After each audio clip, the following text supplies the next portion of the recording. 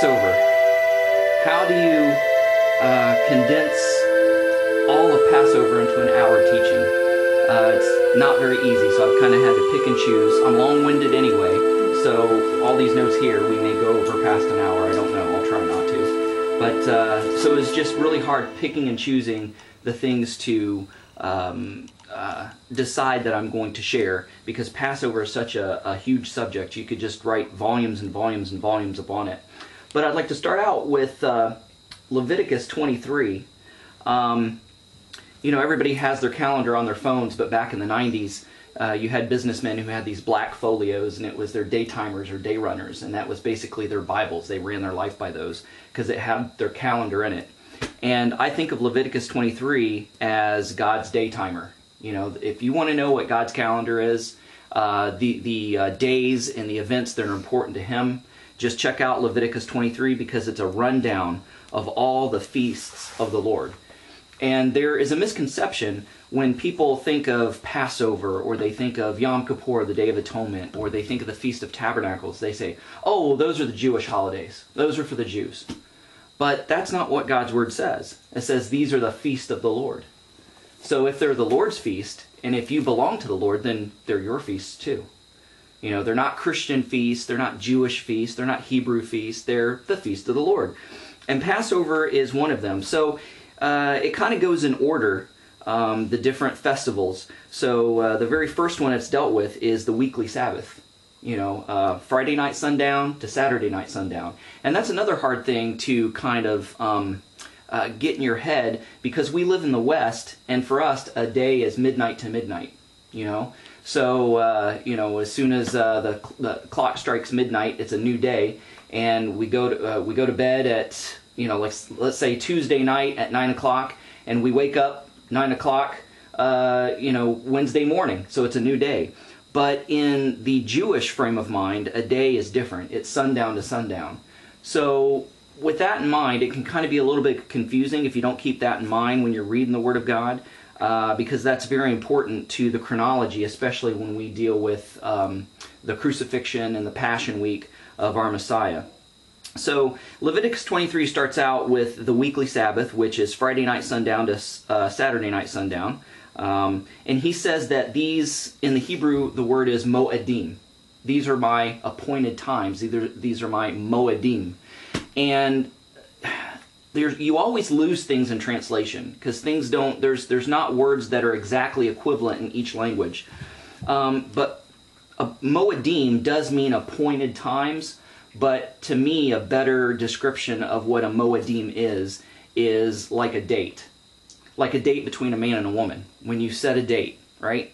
So if you can imagine, I don't know if any of you have been on dates and you were actually stood up. Maybe you were waiting at the restaurant, you know, and the dude never showed, right? You know, and you're looking at your watch, and I mean, just how did that make you feel? You know, you probably felt, well, man, you know, something must be wrong with me, or, you know, they got scared, or, you know, you just felt rejected and dejected. I mean, you just felt really bad. You just been rejected by somebody because they didn't show up. You're not important enough to meet in person. And I kind of think the same thing with God. God has these appointed times, these days on His calendar where He said, these are the days I'm going to mark in my calendar that I promise to be there and meet my people. And I want my people to meet with me. And after all, we are the bride of Christ, right? We are the bride of Messiah. So we are God's date. You know, so when He wants to meet with us, He'll be at the restaurant. Are we going to show up?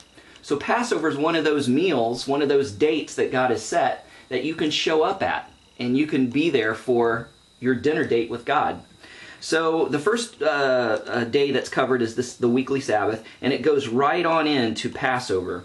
And I'm going to be reading from the Tree of Life version, which is a Messianic translation of Scripture. They've had, like, I think 70 some odd people work on this translation, Jew and Christian alike, coming together and making this Messianic translation. So in Leviticus chapter 23 verse 4, it says, these are the moedim, or the appointed feasts of Adonai, holy convocations or holy gatherings, which you are to proclaim in their appointed seasons. During the first month, on the 14th day of the month, in the evening, is Adonai's Passover.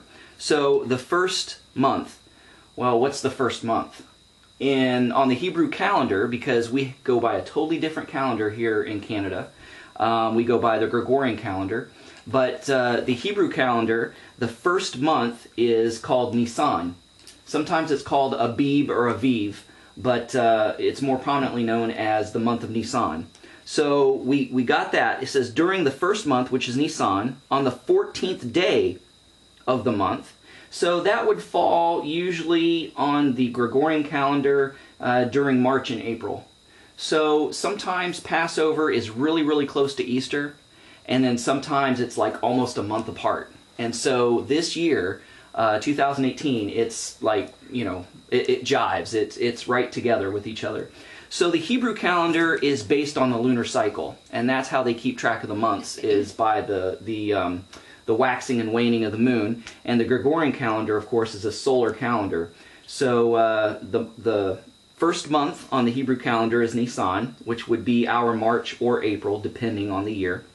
And the 14th day of the month, in the evening, so that's the beginning of a new day, on the 14th day in the evening, is Adonai's Passover. On the 15th day of the same month is the Feast of Matzah, or the Feast of Unleavened Bread, to Adonai. So 7 days after the Feast of Passover is a week of unleavened bread. So in the scriptures, to prepare for Passover, one of the things that a Jewish home does is they will clean the house of leaven, of any yeast or any leavening agents, and they'll clean the house because it's commanded in God's Torah and God's law that you're to get leaven out of your house, get it out of your territory. It's not even to be inside your property lines. It's got to be somewhere else. And no leaven is to be found, because leaven, as we know the Apostle Paul, I like to call Rav Shaul, he likened that unto sin. So leaven or yeast represents sin. And so Passover was that celebration of freedom from slavery, physical slavery, but in a spiritual sense, it was that freedom from sin. So we know that when the children of Israel left Egypt, they left in such a hurry that the dough that they were kneading didn't have time to become leavened. So they ate unleavened bread. So it's a memorial of that as well.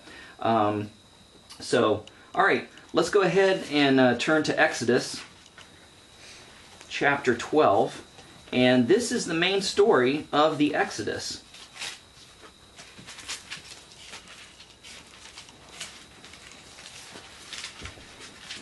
Now, another big misconception is that Easter and Passover are the same thing.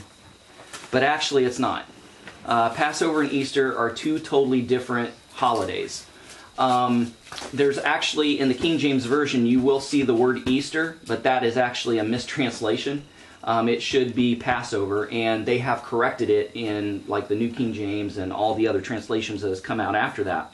But as we'll see what Passover is about, Easter is something that's totally different. Easter actually is a pagan fertility festival based on the goddess Ishtar. And you want to know where the rabbits and the eggs came from? Came from Ishtar, because Ishtar is the goddess of fertility. And what's the most fertile animal? It's the rabbit, right? They multiply like rabbits, right? So that's where that came from. So it's two totally different things, Passover and Easter. So a lot of people ask me, since I'm Jewish, well, you don't celebrate Easter. What do you do about, Jesus and the resurrection? I said, well, I don't call it Easter. I call it Resurrection Day. Simple as that. And I celebrate the Passover. So Exodus chapter 12 says, Now Adonai spoke to Moses and Aaron in the land of Egypt, saying, This month will mark the beginning of months for you, the month of Nisan. It is to be the first month of the year for you.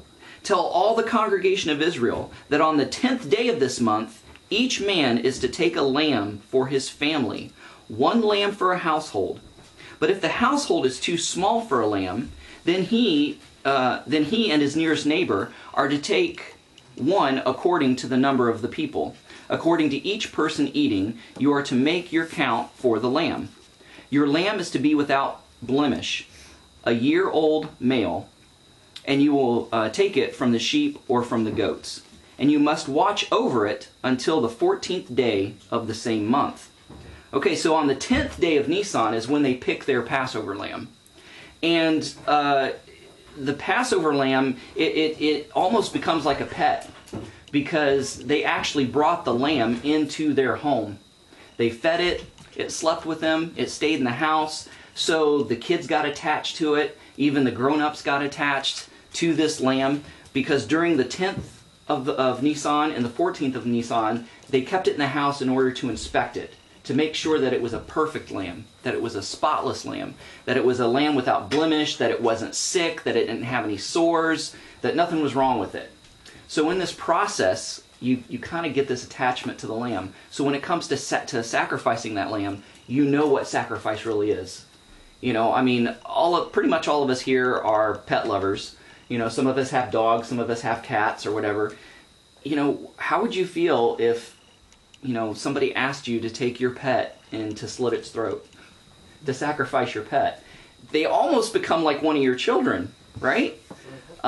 So that's the way it was with this lamb. When the lamb was in their home and being inspected, the kids played with it, it ate at the table. And there's even a parable that Nathan the prophet told to King David about a man and a lamb and the relationship he had with this lamb. And Nathan, this was when David committed adultery with Bathsheba, and he killed Bathsheba's husband Uriah by commanding that he be put on the front line so he would be killed, so he would never find out about the love affair and the love child that David and Bathsheba had. And so Nathan the prophet comes to David and says, "You won't believe what happened, David. There's this man, and you know, and his only family, the only thing he has is this little lamb, and he's a poor guy. And the guy living next to him is rich, and he's got flocks and herds, and he could choose any one of those. But you know what? Somebody came by to visit him. He had the gall to go over to this poor guy's house and take his little lamb and kill it." And David just got so infuriated. He's like, "Ooh, you know, I'm going to get this guy. This guy deserves to die. Who is this guy?" And Nathan said, "You're the man." You know? So there's kind of another connection with the importance of lamb and how attached people can get to these animals. And during the Passion Week, it was actually the 10th of Nisan when Yeshua made his triumphal entry into Jerusalem. So, you know, when they spread the palm branches out and was saying, you know, "Blessed is he who comes in the name of the Lord," you know, "Baruch haba b'Hashem Adonai," "Hosanna, Hosanna," "Save us, save us." So when Jesus made his triumphal entry, that was the 10th of Nisan. So from the 10th of Nisan to the 14th, the Levitical priests, the scribes and the Pharisees and the Sadducees, that was their time to inspect Yeshua. That was their time to inspect the Lamb of God who takes away the sin of the world. So there's that kind of connection there, right? All right, so going on, it says, you must watch over it until the 14th day of the same month. Then the whole assembly of the congregation of Israel is to slaughter it at twilight. They are to take the blood and put it on the 2 doorposts and on the crossbeams of the house that they will eat in.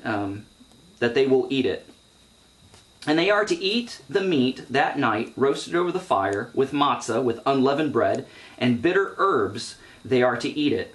Do not eat any of it raw or boiled with water, but only roasted in the fire, its head and its legs and its innards. So let nothing of it remain until morning. Whatever remains until the morning you are to burn with fire. Also you are to eat it in this way, with your loins girded, and your shoes on your feet, and your staff in your hand. You are to eat it in haste. It is the Lord's Passover.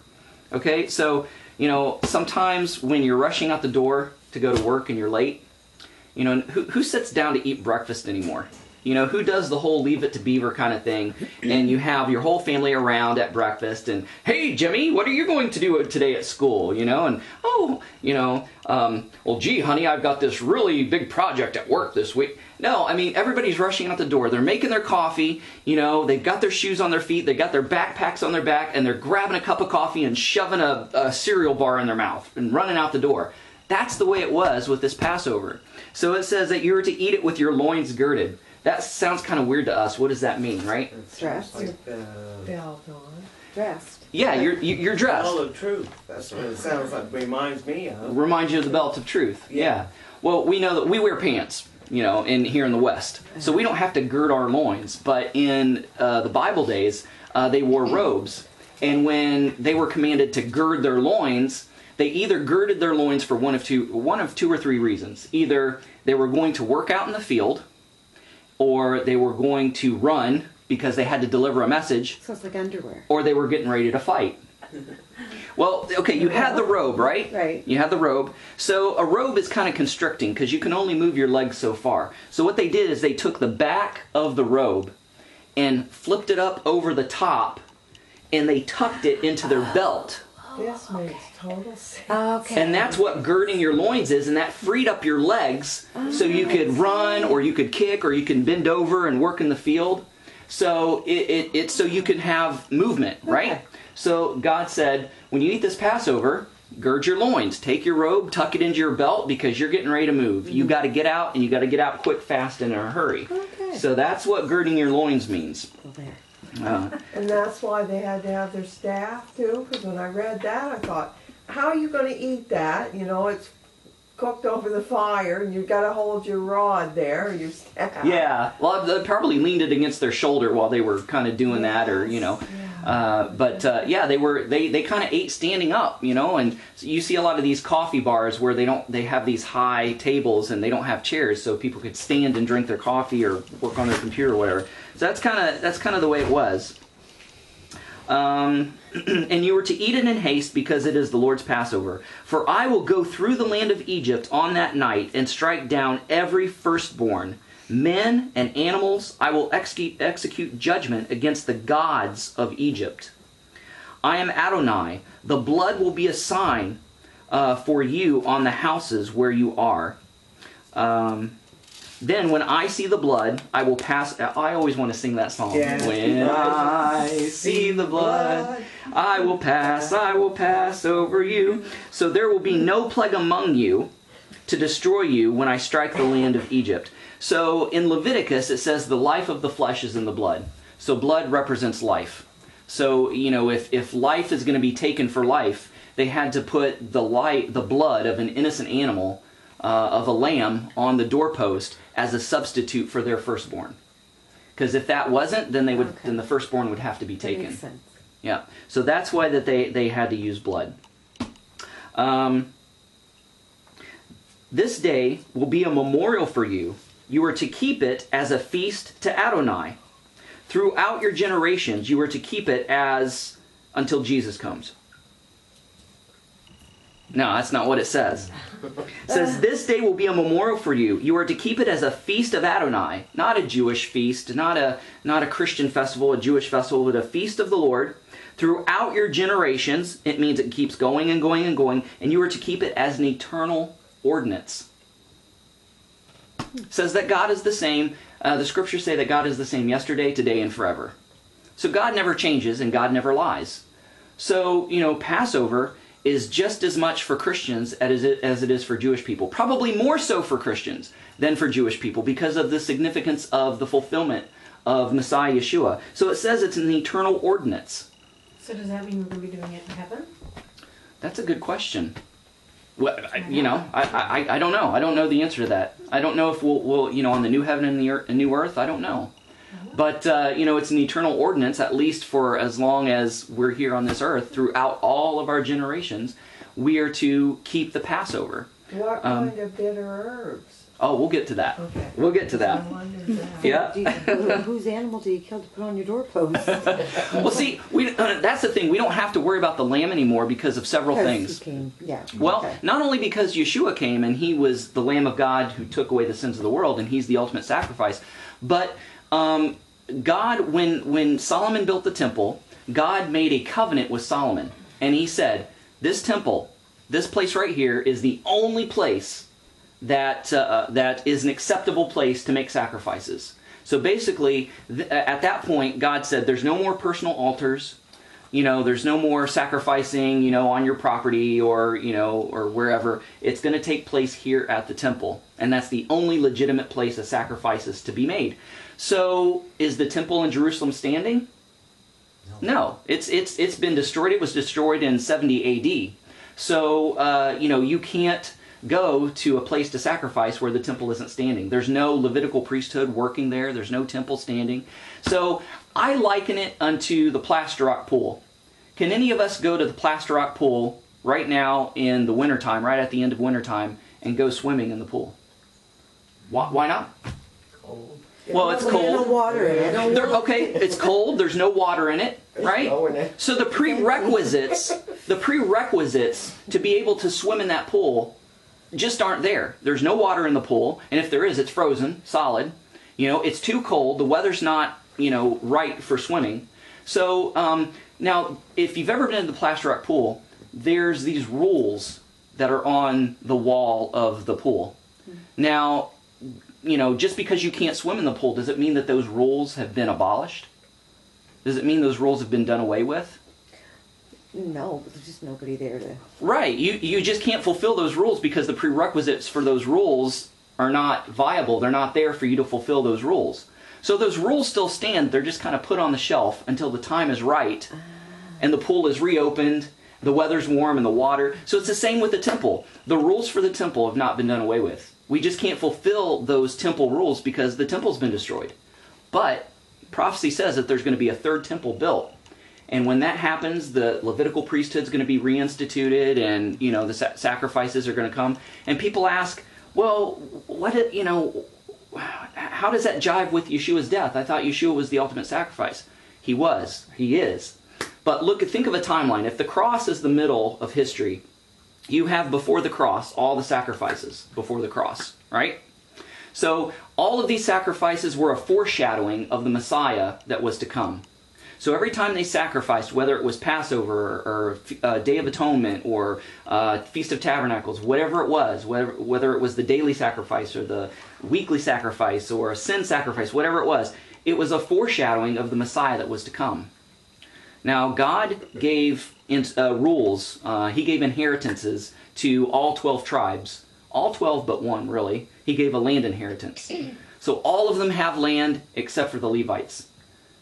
God said, you don't get any land. Your inheritance is your service to me. Your inheritance are the sacrifices. Your inheritance is the temple. So that's how the Levites made their living. That's how they supported their family. Because every sacrifice that came in, whether it was meat or grain, they got a portion of it. They got a portion of the wool and the skins and everything. So that was their way of making a living for them and their family. That was their inheritance. Now the temple's destroyed. They can't do that. But when the temple's reinstated, that's going to happen again. And they're saying, well, how does Yeshua fit into all this? Well, you know that Yeshua is the priest of the order of Melchizedek, according to the book of Hebrews. Melchizedek is an older priesthood than the Levitical priesthood. It's the original priesthood. And according to Jewish tradition, Shem, which was Noah's son, was the first Melchizedekian priest. So Jesus is the order of Melchizedek, which is an older and higher order than the Levitical priesthood. The Levitical priesthood was initiated after the Melchizedekian priesthood. So when Yeshua returns, he's going to be the prophet, priest, and king. So he's going to supervise the Levites in their service during the millennium. So before we have that foreshadowing looking towards the cross. So what about, let's say the temple was rebuilt and we start sacrifices again. What good are those sacrifices? Well, those sacrifices in one sense is really good for nothing because Hebrews says the blood of bull and goats can never atone. It was always the Messiah's death and his sacrifice that atoned. So if looking towards the cross it was a foreshadowing of the Messiah that was to come, all of the sacrifices that will come afterwards is looking back to the cross and looking back at what Yeshua did. Plus, it's also fulfilling God's gift and inheritance to the Levites because, after all, God's not an Indian giver, right? When he gives you something, he gives you a gift, he gives you an inheritance, he's not going to take it away. So, the priesthood has not been abolished. But anyway, we're kind of getting way off track here. All right. So, it'll be a memorial for you. Okay, this day is to be a memorial for you. You are to keep it as a feast of Adonai throughout all your generations, and you are to keep it as an eternal ordinance. For 7 days you are to eat unleavened bread, and on the first day you must remove leaven, hametz, according to the Hebrew, from your houses. For whosoever eats leaven or yeast or hametz From the first day until the seventh day, that soul will be cut off from Israel. So many believe that this verse is actually the origins of spring cleaning. Because it's a big deal getting leaven out of your home. And if you come from an Orthodox Jewish home, I mean, it is serious. I mean, you empty the crumbs out of the toaster tray, you scrub it down, you shop vac in every nook and cranny, and you make sure that you get every single crumb of leaven out of your house. You wash the windows, you wash the walls, you wash the curtains, you clean the house, sweep and scrub from top to bottom. And even after that, there's a ritual that takes place, and it's the search for leaven. And it's more so for the kids than anybody else. The dad will take some bread and just put crumbs, hide crumbs around the house, and then he'll give the kids either a candle or a flashlight, a feather and a spoon, and they'll search for the leaven. Oh, I found some, and they'll sweep it up. And after they collect all the leaven, they'll bag it up and burn it outside, and get rid of it out of their house. So it's a pretty big deal. So a lot of people think that this is actually where the origins of spring cleaning came from, is from the search for leaven and the getting rid of leaven out of your house. I remember when Pam and I first started celebrating Passover and celebrating the Feast of Unleavened Bread. It was a weekend, and we got up, and we were in Nashville, and yeah, we're gonna go yard sailing. We're gonna have a good time. So we went and got breakfast. We went to Krispy Kreme and got a bunch of donuts, and we're sitting there eating them, and I went, oh! And we looked at each other. Oh no, this is leaven! And then we just started cracking up laughing. We just put the donuts away and everything, but because it's so easy to forget, right? So that was kind of a funny thing that happened. Then the first day is a holy assembly for you, as well as the seventh day. No manner of work is to be done on those days, except for what is to be eaten by every person. That alone may you prepare. So you are to observe the Feast of Unleavened Bread, of Matzah. For on this same day I have brought your ranks out of the land of Egypt. Therefore you are to observe this day throughout all your generations as an eternal ordinance. So during the first month, in the evening on the 14th day of the month, you are to eat matzah until the evening of the 21st day of the month. For 7 days no leaven or chametz is to be found in your houses. For whoever eats chametz, that soul will be cut off from the congregation of Israel. Whether he's an outsider, See, that shows right there that it wasn't just Jewish people that were keeping Passover and keeping the Feast of Unleavened Bread. It was the stranger. It was the outsider. It was the foreigner that was living in Israel and living among Israel that also kept the feast too. Whether he is an outsider or whether he is one born in your land, you are to eat no leaven in all your houses. You are only to eat matzah. Then Moses called for all the elders of Israel and said to them, Go select lambs for your family and slaughter the Passover lamb. You are to take a bundle of hyssop. Some translation says oregano. I guess it comes from the same family. Dip it in the blood that is in the basin and apply it to the crossbeam of the 2 doorposts with the blood from the basin. None of you may go out of the door of this house until morning. So, just imagine, from the 10th day of Nisan to the 14th day, you had that lamb, and all of a sudden, okay, kids, it's time to kill this little lamb. I'm sure the kids were blatting. Whitey, Snowball, poor little, but and a lot of people look at Judaism and look at the sacrificial system, and, especially vegans, they'll look at eating animals as such a cruel thing. But kosher slaughter is one of the most humane ways to dispatch an animal. Because what happens, there's a lot of strict rules in the way you slaughter an animal. So the blade has to be razor sharp, just like able to split a hair. And what you do is you just go from one jugular to the other in one foul swoop, and the blood gushes out so fast, and the blade's so sharp that the animal doesn't even feel the cut. Have you ever cut yourself on something sharp and didn't know it, and then all of a sudden you got blood all over your hand? Because you didn't feel it because it was so sharp. And that's the way it is with that. So they don't even feel it, and when the blood gushes out, it's like they faint. It's like they fall asleep. So that's the most humane way to slaughter an animal. And that's what they did for the Passover. And of course, we already went over the doorposts and things like that. And Adonai will pass through and strike down the Egyptians, but when he sees the blood on the crossbeams of the 2 doorposts, Adonai will pass over that door and will not allow the destroyer to come into your house to strike you down. Also, you are to observe this event as an eternal ordinance for all your children. Now, I know that it's traditional in some Jewish homes to get like a red cord to represent blood and hang it over their doorpost to kind of remind them of that. Kind of like, Rahab, too. When the children of Israel took Jericho, that's what she did. She hung a red cord outside of her window, and that was kind of her salvation. When you come into the land which Adonai gives you that he has promised, you are to keep this ceremony. Now, when it happens that your children ask you, what does this ceremony mean? You are to say, it is the sacrifice of Adonai's Passover, because he passed over the houses of Bnei Israel, the children of Israel, in Egypt, when he struck down the Egyptians, but spared our households. So the people bowed their heads and worshipped. Then Bnei Israel, the children of Israel, went and did it. They did just as Adonai had commanded Moses and Aaron. So it came about at midnight that Adonai struck down all the firstborn in the land of Egypt, from the firstborn of Pharaoh sitting on the throne, to the firstborn of the captive who was in the dungeon, and all the firstborn cattle. So it wasn't just humans, it was animals, firstborn animals that died. Then Pharaoh rose up in the night. Okay, so I think I'll just kind of stop here because we kind of know what happens there. He discovers his son is dead. He calls for Aaron and Moses and says, all right, get out. That's the last straw. You got what you wanted, get out. And so it says, now the Egyptians urged the people. The people were anxious because there was a lot of death in their families. They urged the people, sending them out of the land quickly, for they thought, we will be dead. So the people took their dough before it was leavened in their kneading bowls and bound it in their clothes on their shoulders. So that's where we get the unleavened bread from, and why we eat it as a memorial during Passover and the Feast of Unleavened Bread. So the children of Israel acted according to the word of Moses. They asked the Egyptians for articles of silver, gold, and clothing, and Adonai gave the people favor in the eyes of the Egyptians and let them have what they asked for. So they plundered the Egyptians.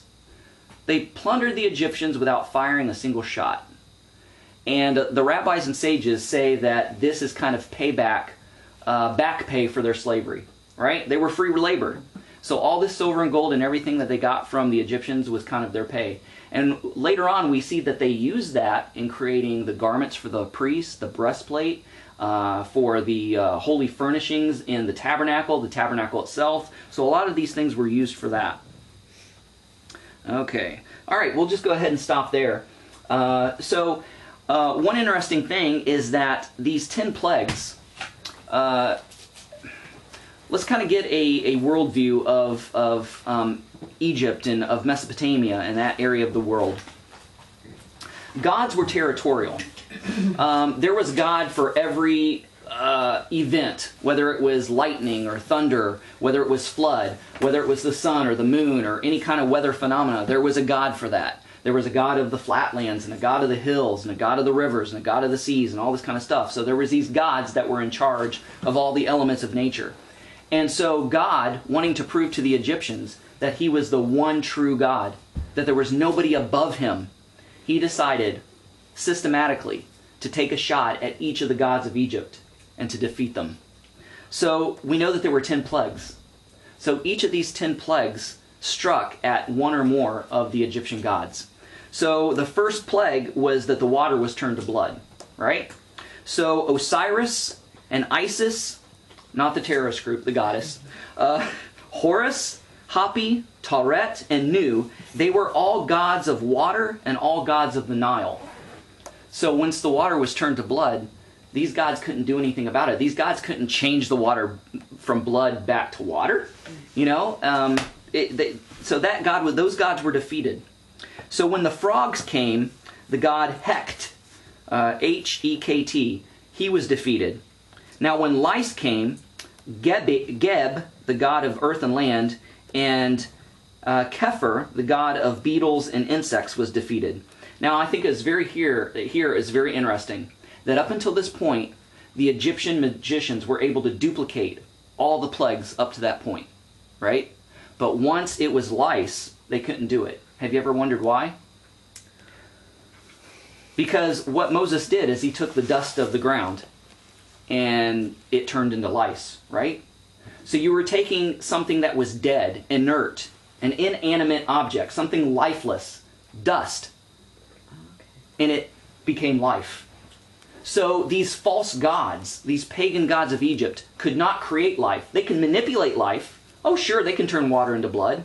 Because water is a living organism. Water is a living thing. Oh, sure, they can duplicate the plague of frogs. Just, cast a spell and summon more frogs. But once it was taking something dead, like dirt, dust, and turning it into lice, they couldn't duplicate that. And the magician said, this can only be the finger of God. So then you had lice, then you had flies. Amun-Ra was a god who had the head of a beetle, so that he was defeated there. Then you had the sickness of men and of cattle. Apis, he was the bull god, and Hathor was the cow goddess, and Rubicist was the cat goddess of love. So all of these gods of the animals were defeated through this sickness, this plague of sickness. Then you had the plague of boils, in which Thoth, the god of medicine, Apis, Serapis, Imhotep, they were all defeated because these were gods of medicine, gods of humans and animals, and because these boils affected the animals as well as the humans, all these gods were defeated. When the hail came, Nut, or Nut, I don't know how you pronounce it, the sky god was defeated. Then you had the plague of locust, where Nepri, she was a grain goddess, and Urmatet was the goddess of birth and crops, and Set was the god of crops. They were all defeated by this plague of locusts. So it was the locust was an interesting plague too, because at this point, through the hail and through the storms and the sickness and the frogs and all this, the crops were already decimated. And it was like the locust was the last straw. And so by this time, the Egyptians were starving, and they were thinking, locust, that's not such a bad plague. We can just catch the locust and eat them. Because after all, John the Baptist ate locust and wild honey, right? So locusts were edible. So they weren't at first when they thought, oh, locust? But they discovered it really was a plague. They couldn't contain the locust, and they really didn't have time to eat the locust. They just destroyed everything. And then, of course, you had the darkness, the plague of darkness, where Nut, the sky god, Ra, the sun god, Horus and Shu, the gods of heaven, they were all defeated by this plague of darkness. Now, in the scriptures and in the Hebrew, this plague was interesting. It said that only Egypt was affected, but Goshen wasn't affected. So there is a theory that speculates that this darkness was not just a supernatural darkness, but it was also a darkness that was a physical phenomenon. What could cause such darkness, where in Hebrew it says the darkness could literally be felt, where the darkness was such a darkness that nobody could move from their spot. They had to stay where they are. So what kind of darkness could do that? That would blot out the sun. That a lot of people think it was a sandstorm. A massive sandstorm that just totally blotted everything out. And of course it affected Egypt, but not Goshen. So that possibly could have been what that was. Then of course the last one was the death of the firstborn, which affected man and beast. So Apis and Hathor were defeated. But not only that, finally Pharaoh was defeated. Because Pharaoh was considered a god too, right? He was deified by his people. So when he couldn't even stop the death of his child, that's when Pharaoh knew, hey, I've been beat. I might as well let these people go. So the two main elements in Passover is, of course, the lamb, which, was kind of a slap in the face to the Egyptians too, because the lambs were deified. And that's why, Pharaoh wouldn't allow the sacrifices to take place in Egypt. At first he kind of said, well, maybe you can go and sacrifice and then come back. And then at one point he says, why don't you sacrifice here? And then Moses is like, well, no, that would tick off all the Egyptians, because you consider these lambs as deity. They've been deified. So you have the lamb, the element of the Passover, and unleavened bread, which is matzah.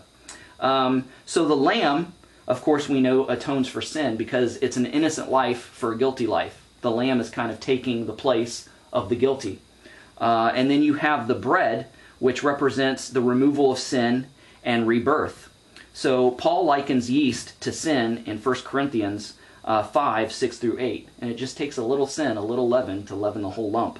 So could you hand me that box of matzah? All right. I'm sorry, I'll probably get crumbs on the floor, so I apologize. Yeah. Oh yeah, you've got living vacuum cleaners. Yeah. Okay, so this is, every time I go to work, when I've worked in factories and was keeping Passovers, people say, man, that's the biggest cracker I've ever seen. And it does kind of look like a cracker, but it's not a cracker. But this is unleavened bread. It's flat bread, it's unleavened, doesn't have any yeast in it. But this, the lamb represents, the Son of God represents Yeshua, because John the Baptist said, here comes the Lamb of God who takes away the sin of the world. Yeshua was crucified around Passover, so he clearly typified the Passover lamb. But the unleavened bread, which is the second biggest symbol in Passover, also represents the Messiah. Because, we said that yeast or leaven represents sin, and Yeshua, he was sinless. He was perfect. There was no sin in him, so he perfectly typifies matzah. So if you read Isaiah 53, Isaiah is prophesying about the crucifixion of Yeshua. And it says that he was bruised for our transgressions. He was bruised for our iniquities. He was pierced for our transgressions, and he was bruised for our iniquities. And by his stripes we are healed. That's matzah. If you look at it, there's holes in it. It's perforated. He was pierced for our transgressions. These little burn marks look like bruises.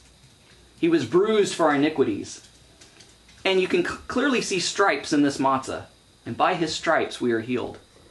So, Yeshua kind of represents the matzah. So those are the two biggest elements. Till you showed that, I pictured a pita. Some of them are round. Yeah. That's what I pictured, And, if you make them yourself, of course, they're more soft. But these are made in a factory, so these are more crunchy, more hard. But because we have to eat unleavened bread for the whole week, we get really creative with our matzah. Have you ever seen Forrest Gump? Where The shrimp. where Forrest and Bubba, they're scrubbing the floor with the toothbrushes. I know everything there is to know about the shrimp business. There's shrimp Creole and shrimp kebabs and shrimp barbecue and shrimp. It's kind of the same with matzah. There's peanut butter and jelly matzah. There's matzah cereal. There's matzah lasagna. There's matzah pizza. We could go on, right? So that's the kind of way it is with matzah. Do you guys have to get that online, or can you buy it anywhere? We go over across, right? Yeah, it's at the Shop and Save over there by Martin's in Presque Isle. Okay, They have I it. just wondered where you'd have to go. Yeah. They don't have it in Grand Falls? No. At the superstore? And, you could also make your own, too. Now the lamb being one of the main components of Passover, it may surprise people that lamb is not served at modern-day Passovers. What's served? Well, usually it's beef or chicken or something like that. But the reason that lamb is not served is because it's a memorial that the temple is not standing. Because the temple is not standing, you can't have a Passover lamb. You can't slaughter a Passover lamb. So lamb is typically not eaten. But usually we get a shank bone from a lamb that is representatory of the lamb to remind us of the Passover lamb that's on the Passover Seder plate, the shank bone. Okay, so the celebration and observance of Passover revolves around two main things. The Seder, the Passover Seder, and Seder is a Hebrew word which means order. And in the Hebrew, when Rav Shul, the Apostle Paul says, let everything be done in decency and in order. He says, let everything be done in decency and beseder. He says the word Seder. So Seder is order. It's an ordered ritual celebratory Passover meal. So you got the Seder, the meal itself. And the second component is the Haggadah. You're like, what's a Haggadah? The Haggadah is basically like the script for Passover. I don't know has anybody ever been to like a Civil War reenactment or any kind of historical reenactment or anything like that? That's basically what Passover is. It's like a historical reenactment. So when you have the Passover Seder, the Passover meal, you're reenacting and storytelling and using object lessons and physical things to tell the story of Passover. So could you hand me the Seder plate, please? And the Haggadah? Okay. So here is the Seder plate. Put it up for the camera too. It's interesting that the elements of the Seder plate form a Star of David. It's kind of interesting. So you've got the bitter herbs. You were wondering what the bitter herbs are. The bitter herbs is horseradish. Not the fake creamy stuff. I'm talking the real hardcore, strainy, grainy horseradish that will bring tears to your eyes and break a sweat on your forehead. That's what the bitter herb is. There's also other bitter herbs, which is the parsley. And the parsley reminds us of the hyssop that the children of Israel used to paint the blood of the lamb on the doorpost, right? So lettuce is also kind of considered a bitter herb, but it represents rebirth and it represents spring. Then you, of course, have the shank bone, which I already spoke of, which represents the lamb. You have something that's called mortar. It's charoset. And what the mortar is a mixture of nuts, honey, wine, apples, and grapes. And it's just kind of blended up. And so what these elements are, the bitter herbs remind us of the bitterness of slavery. So there's a part in the Passover meal where we take just the raw horseradish and we put it on a piece of matzah and we eat it. And oh man, the tears come to your eyes, the sweat breaks out on your forehead, and you're like, whoo, you kind of lose your breath, you know? And it really reminds you of the bitterness of the slavery that the children of Israel went through. And then there's another portion where you take the charoset, that honey, nut, grape, and applesauce mixture, and you put it on the piece of matzah and you eat it. And it represents the mortar that was used to build the cities for Pharaoh and to do the Pharaoh's work. So that's what it reminds you of. But it's interesting that there's a point in the Passover Seder where you mix the two. It's called a Hillel sandwich because Rabbi Hillel invented it. So you take a piece of matzah, you take some charoset, then you take some bitter herbs, and then you put another piece of matzah and you have a Hillel sandwich, and you eat it. But the sweetness practically nullifies the bitterness. You don't really taste the bitterness. And it reminds you that there's the joy in the Exodus, the joy in the freedom from slavery. That, yeah, life is bitter for a time, but there's good times coming ahead, because we're free now as free people. The egg was added later. I almost think that it was a kind of a Babylonian pagan influence because of how entrenched eggs are in pagan worship. This may kind of shock you and gross you out, but the coloring of Easter eggs, where that came from, was, when they were sacrificing animals and babies and humans to the goddess Ishtar, they would take eggs and dip them and dye them in the sacrificial blood. And they would hide them for people to find. But the legend was that one of the eggs would turn golden, and if you found the golden egg, then you were blessed by the goddess Ishtar or whatever. But the egg represents spring, and it represents new life, and it represents resurrection. So sometimes that's part of the Seder plate as well. Then you have the Passover Haggadah. This is the program.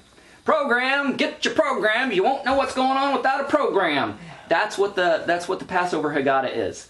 So usually people will get each person at the Passover Seder, or couples will share a Haggadah, and you go through the script. It's like an order of service. It's a script, and you go through the Passover, and a lot of stuff goes on, and I wish I could do that. But the Haggadah is the retelling of the Passover story through visual aids and edible elements, and together it's almost like a dinner theater. Yeah, kind of like a dinner theater. So now also at the Passover Seder, another element that's really important is wine. The wine flows at the Passover Seder.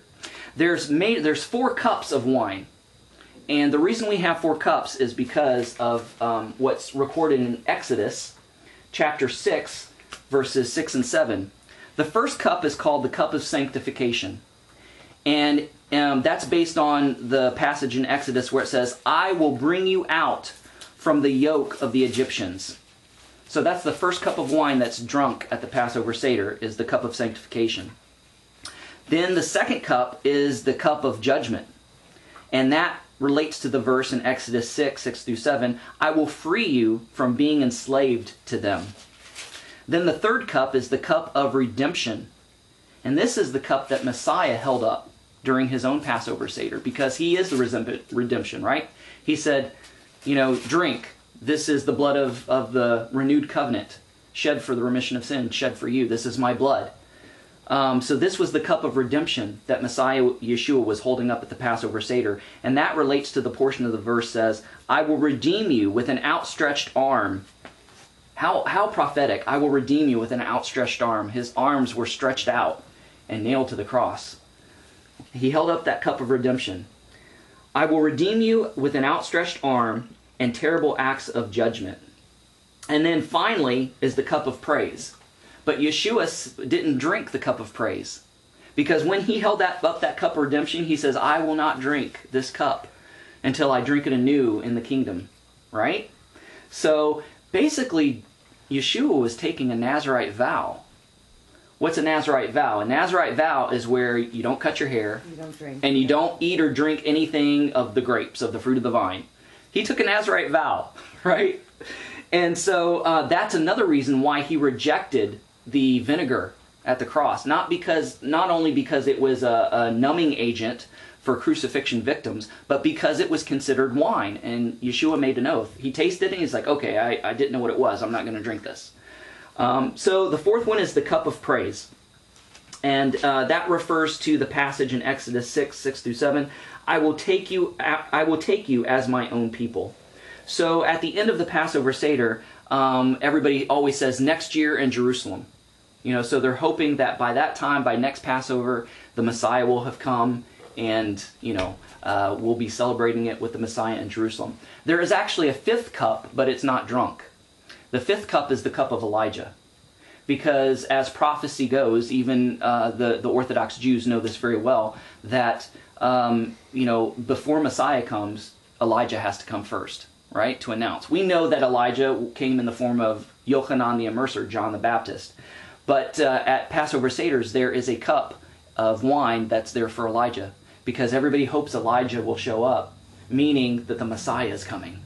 So they even get little kids to go to the door and say, hey, check the door and look outside, make sure Elijah is not here for the Passover. And there's also an empty chair at most Passover Seders, and it's called Elijah's chair.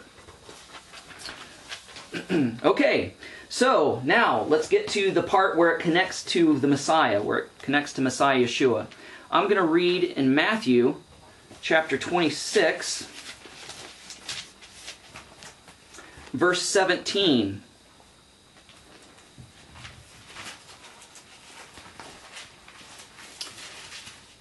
It says, now on the first day of matzah, the first day of unleavened bread, the disciples came to Yeshua saying, where do you want us to prepare for you to eat the Passover?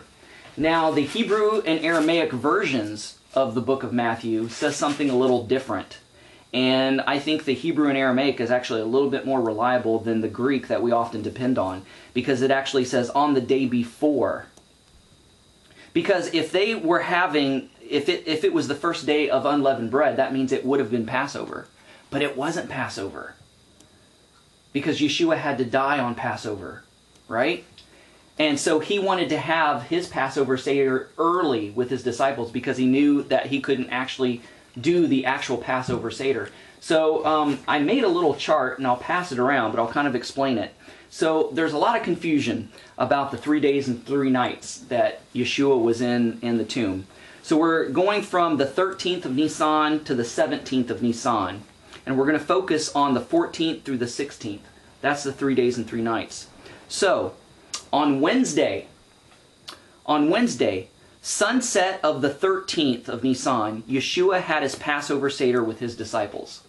Now, it wasn't uncommon to have a pre-Seder Seder, because a lot of people wanted to go through a dry run to make sure that the actual Passover Seder went through smoothly. To get out all the kinks and work out kind of a rehearsal, right? Because it's like a play. It's like a dinner theater. So it's a rehearsal. So Yeshua had a pre-Passover Seder for his disciples because he knew he couldn't actually spend the actual Passover Seder with them. So it was the 13th, sunset of the 13th of Nisan. Yeshua had his Passover Seder with his disciples. And this was called the Passover Preparation Day. This is when everybody was making preparations for the actual Passover on the next day. And another reason we could tell it wasn't the first day of Passover or the first day of unleavened bread is because what Yeshua said to Judas, after he dipped the matzah in the sop, and Yeshua says, whatever you do, whatever you're going to do it quickly or whatever, and he sends them off. What does the scripture say? It says that the other disciples just assumed that he was either going to give alms to the poor or buy more supplies for the actual Passover. They were still thinking they were going to have another Passover meal with him. So when Judas left, they just said, oh, it's no big deal, because it was very common for rabbis and for Jewish people to give to charity on the day of preparation of Passover. And it was also a day where you were going to get all of the supplies that you needed for the Passover meal. And that's what they assumed Judas was doing. So this was actually the day before Passover. So now we get to the 14th. And from 6 a.m. to 8 a.m., that was when Yeshua was standing before Pilate on the 14th of Nisan. Okay? So that was in the morning. That was during the day. You had from 8 to 9 was the scourging. At 9 a.m. he was crucified. From 9 a.m. to 12 p.m., that's when everybody was mocking Yeshua. Then from 12 p.m. to 3 p.m., that's when darkness came over the earth. And then from 3 p.m. to 5 p.m., that's when the women stood vigil at the cross. From 5 p.m. to 6 p.m., Yeshua was taken off the cross. And by 7 p.m., he was in the tomb. Sorry. So by 7 p.m. on the 14th of Nisan, he was in the tomb. This was the first night. So the 14th of Nisan at sundown, he was already in the tomb. That's night 1. And from the 14th of Nisan was the annual Sabbath. So that was because the Passover was considered just like a Sabbath day. It was just as holy, just as sacred. You weren't to do any work, you were to rest. So it was considered the annual Sabbath. So the 14th of Nisan at sundown is when Yeshua was in the tomb. So he was in the tomb the 14th of Nisan at night to the next morning, which went into Thursday. Because remember, from evening to evening is considered a Jewish day, right? A Hebrew day. So he was actually crucified on Wednesday and was put in the tomb on Wednesday night. And so Wednesday night to Thursday day, Thursday night to Friday day, Friday night, which began the weekly Sabbath, from Friday night to Saturday day. That's 3 days and 3 nights. So Yeshua actually rose close to sundown after the Sabbath. So in the scriptures where it says after the Sabbath, the first day of the week, a lot of people assume, oh, well, that's Sunday.